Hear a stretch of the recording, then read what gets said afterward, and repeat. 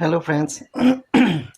ইফতাৰ কৰি উঠি মই ফোনটো এবাৰ ভালকৈ চাওঁ জোকাৰি মেলি কোনোবাই কিবা দিছে নি, নেদেখিলে বৰ দুখ লাগে। যি কি নহওক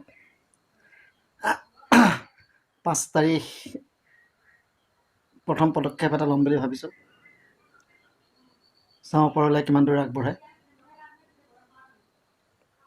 ভাবিছিলোঁ 2-3 দিনত 1000-1500 টকা জমা হ'ব, কিন্তু মই ভবামতে হোৱা নাই।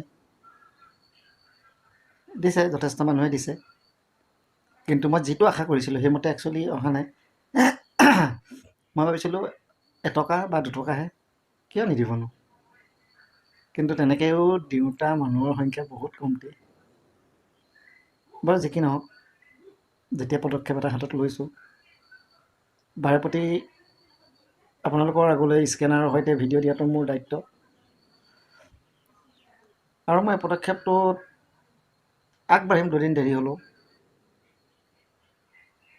হয়তো অলপ শ্ল' হ'ব পাৰে, কাৰণ মই ভবামতে হোৱা নাই।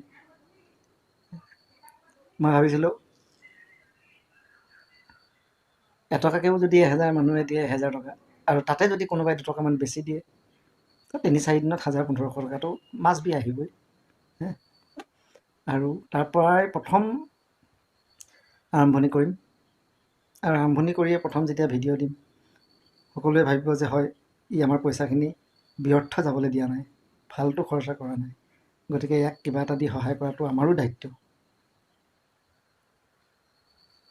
কিন্তু এতিয়ালৈকে সেইমতে নোহোৱাত অলপ আফচোচ লাগিছে যদিও মই তথাপিতো সিদ্ধান্ত লৈছোঁ 5 তাৰিখে প্ৰথম ষ্টেপ এটা দিম। দোৱা কৰিব। Bye bye.